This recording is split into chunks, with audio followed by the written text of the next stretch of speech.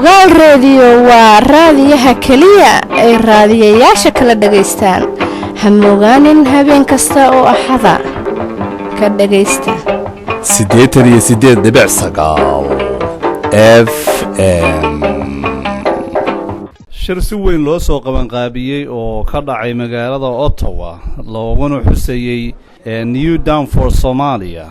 ayna ka soo qayb galeen jaaliyada Ottawa iyo waliba jaaliyadaha Soomaaliyeed ee gobolka Ontario qaar kamid ah. haddaba shirkaas ayaa waxaa xidhiidhinayay mudane Cabdulqaadir Khaliif Cabdi oo asagu ka tirsan jaaliyadeena ee kana tirsan ciidamada booliska ee wadanka Canada. Cabdulqaadir ayaa wuxuu ahaa xiriiriyaha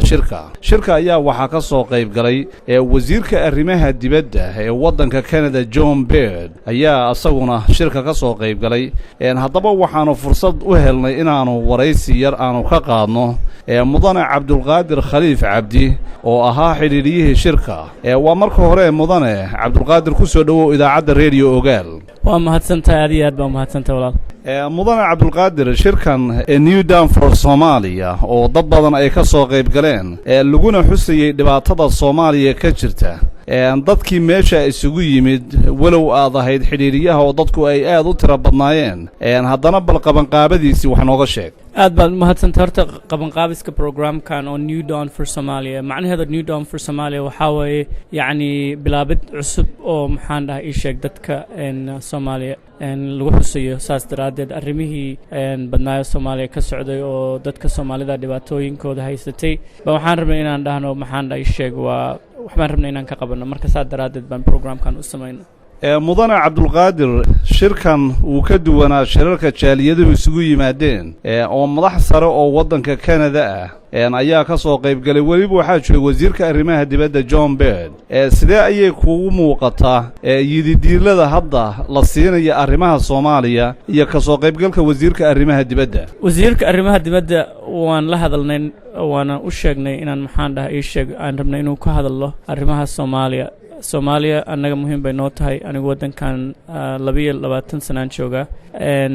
maxaan dhahay ii sheeg Soomaaliyana aad iyo aad bay ii taabatay xaaladda ka socota marka saa daraadeed wasiirka markaan la hadalnay waxaan rabnay inaan tusno inuu Soomaaliya ay u noqoto maxaan dhahay ii sheeg programkiisa priority saa daraadeedna wuxuu yiri aad iyo aad baan ugu farxay arrintan Cabdulqaadir waana ka soo qayb galaya keynote speaker-kana waan ka noqonayaa programka. mudane Cabdulqaadir Khaliif waxaad tahay nin ka tirsan ciidanka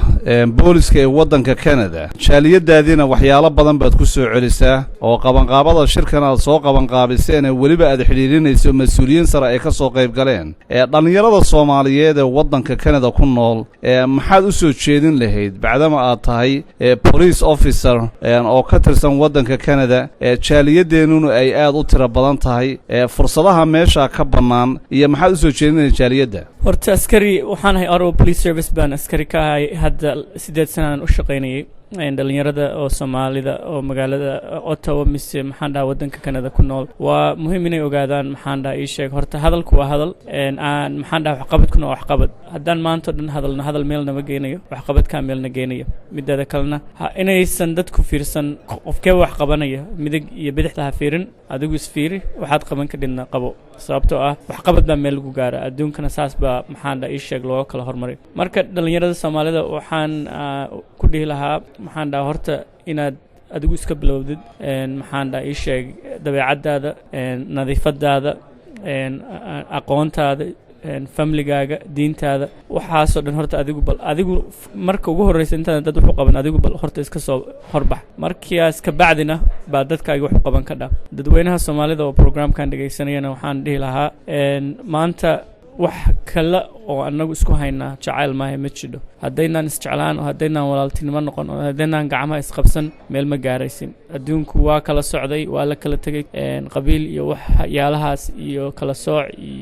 iyo qashinkaasna waa laga tegay dhalinyarada inta ugu badanna way ka tageen way ka socdeen generationkaygana kuma jirno oo aan ka soconay annaguna laftigeennu marka waxaan dhihi lahaa maxaan dhahaa waalidiinta carruurta leh inay carruurtooda jacaylka Soomaalinimada midnimada walaaltinimada inay carruurtooda baraan dhalinyarada oo maxaan dhahaa sideedaayoo kale oo position of leadership ku jirana inay example u noqdaan dhalinyaradan soomaalida oo ayagii fiirsanaya inaan meel gaarno annagoo isku wada jirna mideeda kalena maxaan dhahaa eventkan oo aan hadda maanta qabanay dhalinyaro badan oo Soomaaliya baa ka soo qayb gashay oo maxaan dhahaa waxqabadkiisana ka dambeysay laakiin waxqabadkeennii wuxuu noqday in wasiirka arrimaha dibadda oo Canada inuu eventigaas noogu yimaado maxaan dhahay sheegay dad badan oo dawladda federaalka iyo maxaan dhahaa gobolka ka socdayna way ka soo qayb galeen arrimahaas marka waxaan programkana Soomaali baa qabatay Soomaali baana ka dambeysay wasiirkuna wuu ogaa inay Soomaali qabanayso Soomaali ka dambayso markaan wax isla qabanno meel baan gaaraynaa markay dadkuna arkaan inaan isla shaqaynayna meel baan gaaraynaa laakiin haddaan iskala socno oo haddii aan maxaan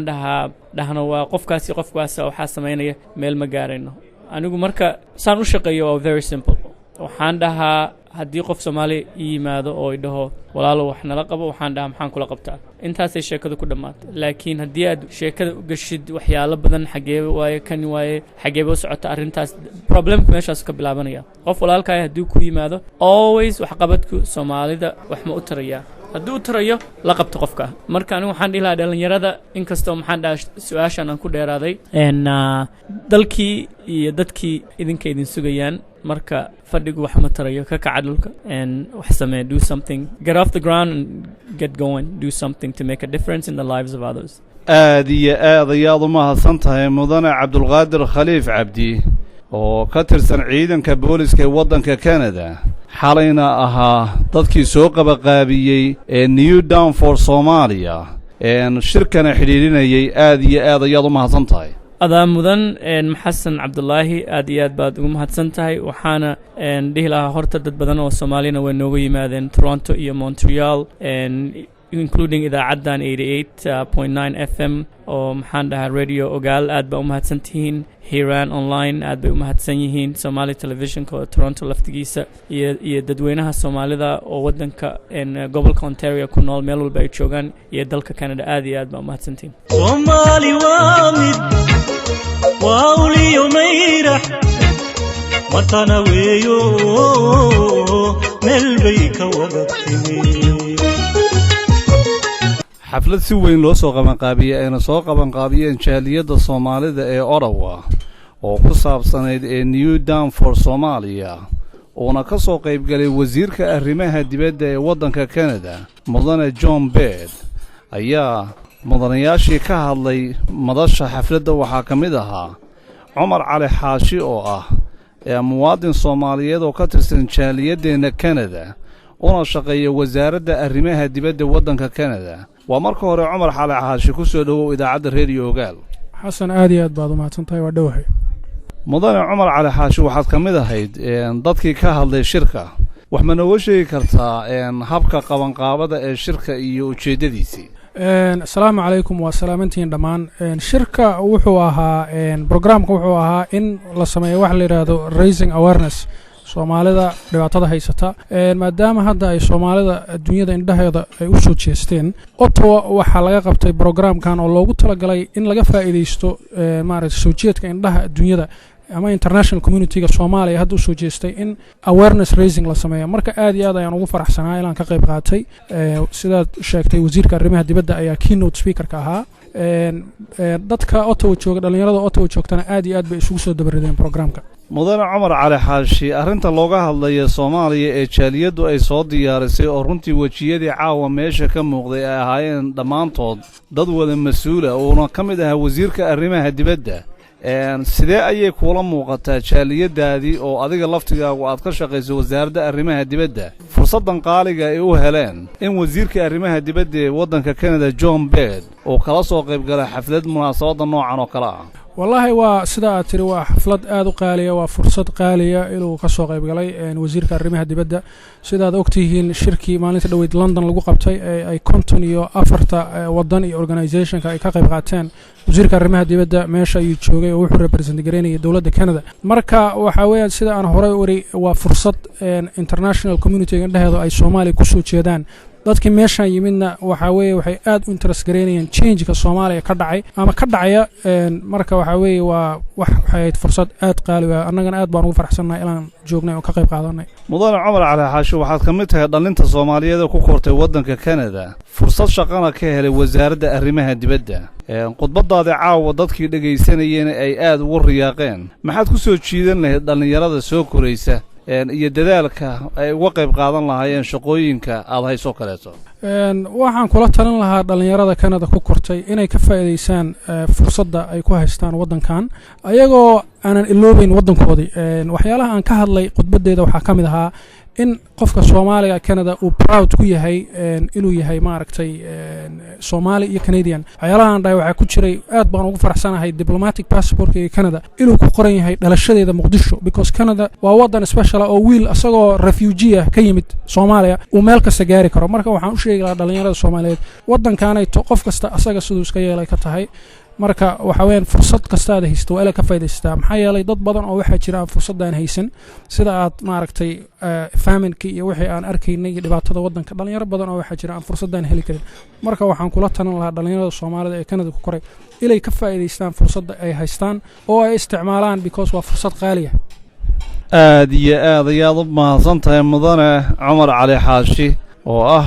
muwaadin Soomaaliyeed oo ka tirsan jaaliyaddeena Canada una shaqeeya wasaaradda arrimaha dibadda waddanka Canada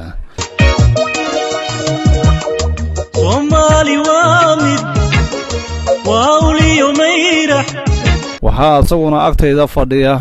Cabdiqaadir Xuseen Wiish oo asaguna ka mid ah jaaliyadda Soomaaliyeed ee Ottawa kana mid ahaa dadkii wax ka soo qaban qaabiyay xafladan ayada ah waa marka hore Cabdiqaadir Xuseen Wiish ku soo dhawow idaacadda Radio Ogaal xasan aad baa u mahadsantahay idaacadda Radio Ogaalna aad bay u mahadsan yihiin waana dhowahay Cabdiqaadir Xuseen jaaliyadda Ottawa guushan hadda shirkan oo ay ka soo qayb galeen jaaliyadaha Soomaaliyeed ee ka kala yimid Toronto iyo magaalada Montreal sidee ayaad u aragtaa fursadan ayada ah wallahi horta waa fursad qaali ah fursadan ayada ah jaaliyadaha ka kala yimid Toronto iyo Ottawa aad bay u mahadsan yihiin waxaan rabnaa inaan sii fidino oo ku ekeenin jaaliyadaha Toronto iyo Ottawa oo kaliya maadaama ay yihiin quality ugu badan ee Soomaalida community-gooda ay ku nool yihiin Toronto iyo Montreal iyo Ottawa balse waxaan rabnaa inaan gaarsiino all Canada sida Alberta Saskatchewan Winnipeg ilaa Vancouver Soomaalida joogto inay isku gacan noqdaan gacmahana isqabsadaan meelna isugu yimaadaan si ay isaga warhaayaan sida community-yaasha kale oo kale Cabdiqaadir Xuseen Wiish sidee ayaad u aragtaa shirka noocan oo kale taa inuu wax ka bedeli karo jaaliyaddeena wallahi run ahaantii shirka noocan oo kale waa fursad xubintii ugu muhiimsaneed ee dawladda Canada ee wasiirka arrimaha dibadda gaar ahaan arrimaha Soomaaliya si gaar indhaha ugu hayay marka dawladda Canada loo sheego maadaama community badan oo Soomaali ay ku nool yihiin dalka Canada waxay u tahay fursad qaali ah oo Soomaalidu ay kaga faa'iideysan karaan dhaxgalka dadka iyo dalka aan ku dhex noolnahay dadkiisa sidii community-ga meel la isugu keeni lahaa Soomaalidu haddii hal gacan noqdaan oo meel ay isugu yimaadaan runtii waxaan hubaa ama aan ku kalsoonahay dawladda Canada inay marna ka jiifanayno waa lambar culus Soomaalida jaaliyadaheena caawa aan ka soo qayb galan shirkan ku nool Canada guud ahaan Canada maxaad soo jeedin lahayd wallahi guud ahaan jaaliyadaheena ku nool Canada ee shirkan aan ka soo qayb galin waxaan u soo jeedin lahaa hadaa ka maqnaydeen Soomaali idin matalaysa joogtay shirkan waxaan idin leeyahay mar walba iska warhaynta isku xirnaanta midnimada waa wax weyn anigu shirkan waxaan ku matalayaa caawo golo la yiraahdo golaha midnimada qaranka Soomaaliyeed oo runtii oo curdun ah bilaaw ah golahaas oo rabnay inaan gaarsiino waddankeennii 20 sano dagaalada ay halakeeyeen qurbaha dadka ku nool sida North America Europe bariga dhexe Afrika Soomaalida meel walba waa daadsan tahay waxaan rabnaa inaan kaga faa'iideysano waaga cusub ee u bariyay Soomaalida inaan la jaan qaadno si Soomaalida ay meel uga soo wada jeesato burburkii dalka ku dhacay waxyaabihii aan soo marnay ee 20 sano ee ka hor inay darsi noqdaan wax badan inaan ka faa'iideysano waayaha iyo qurbaha aan joogno dartiis aad iyo aad ayaad u mahadsantahay mudane Cabdiqaadir Xuseen Wiish adaa mudan dhammaan hambalyo iyo bogaadin soo wada dhawaadaan idin leeyahay jaaliyadaha Toronto Ottawa iyo jaaliyadaha kale ee Canada oo dhan ku nool waxaan rabnaa inaan miis isugu wada imaano oo wax wada qabsano si wada jira. Assalaamu calaykum wa rahmatullaahi wa barakaatuh. aad baa u mahadsantihiin.